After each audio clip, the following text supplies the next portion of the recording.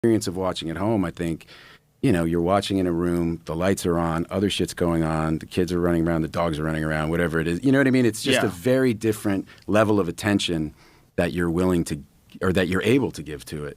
And that has a big effect. And it also ends up having an effect, or is starting to have an effect on how you make movies. Like, for instance, Netflix, you know, the standard way to make an action movie that we learned was, you know, you usually have like 3 set pieces, one in the first act, one in the second, and one in the third. And, you know, they kind of ramp up, and the big one with all the explosions, and you spend most of your money on that one in the third act. That's your kind of finale. And now they're like, can we get a big one in the first 5 minutes to get somebody, you know, we want people to stay tuned in. And, you know, it wouldn't be terrible if you reiterated the plot 3 or 4 times in the dialogue, because people are on their phones while they're watching, you know what I mean? Oh, no. And so then it's going to really start to infringe on how we're telling the but story. then you look at Adolescence, it didn't do any of that. It didn't do any of that. And it's fucking great. You know what I mean? So I think it's dark, too. It's tragic and intense. It's like guy who finds out these kids accused of murder, and it's like, you know, and there's long shots in the back of their head. They get in the car, nobody says anything. I think there are those... Look, these I wish that were. Like, that feels more like the exception. You know? It's so masterfully made that it feels a little more like the exception. I hope it's not. My feeling is just that it demonstrates that you don't need to do any of that shit to get people. You know what I mean? Like, and I think, you know, yes. You know, like, look, hey, The Town had the action thing in the beginning, the first 5 minutes, because you know what I mean? Like, it's a common trick that you would go, like, let me grab them and get them invested in them. It's like the movies that start with the hero hanging from the cliff, and you know, we're going to flash back to the beginning and tell you how they got there. You know, I always feel like, you know, complaining about it makes me feel like one of these guys was like, when I was a boy, like, you always want to freeze the culture at the time when you... I don't know, felt more like, you know, we didn't used to have these phones. The fuck are all these phones? And everybody's looking at their phone. I get it. Yes, it's true. Also, it's like supply and demand. People want to look at their phone. They can look at TikTok. They want, you know, they're going to do that. I think what you can do is make shit the best you can. Make it really good. And, you know, people can still go to the movies. Not like, I think we have this idea that's like an existential threat. Everything that comes along is going to destroy everything. Instead of like... What history suggests is that there's like marginal encroachments, things shift. Yep, as television came along, there was less theater going, and that's still going to happen. And people are still going to go to the movies because of what you said. Like, it feels like a cool thing to do. I'm going to go see The Odyssey, I guarantee you, in a theater, you know, no matter what.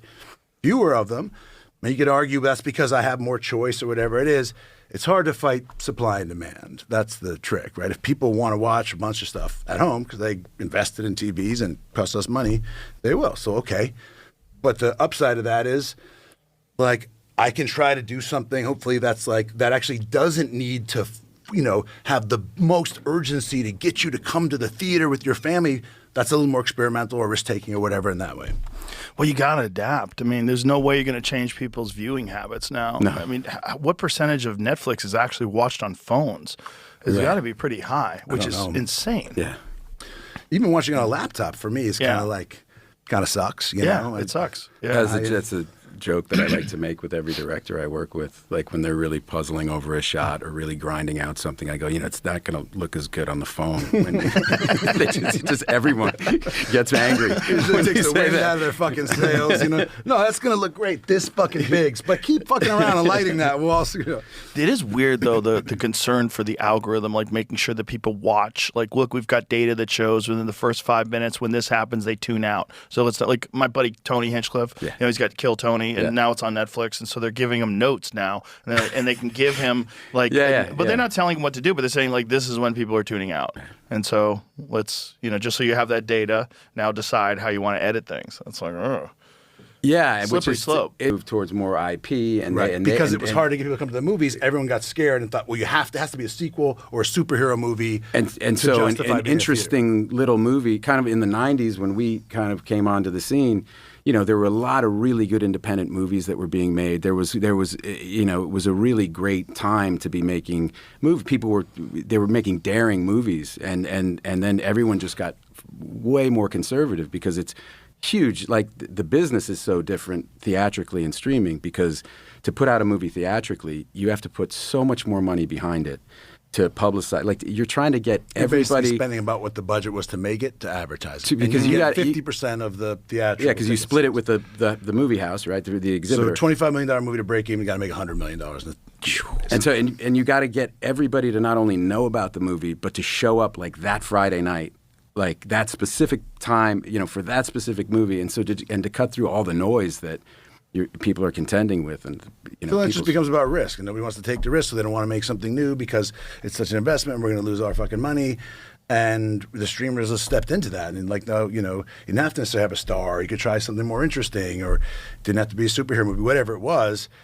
And also, I think it's frankly, like people my age, it's first of all, it's expensive, right? You take your whole family, it's $100. You're on a streaming service, $20 a month. You can watch all you want, so you can't be cavalier about you're just going to price it however the fuck you want and expect everyone to be indifferent to that. And then also, the idea of for me, there's a lot of stuff. I make that decision. Do I want to see The Odyssey on a big screen? Fucking I went to a theater to just watch the trailer for that movie. And, did I, one battle after another, I wanted to go see in the theater.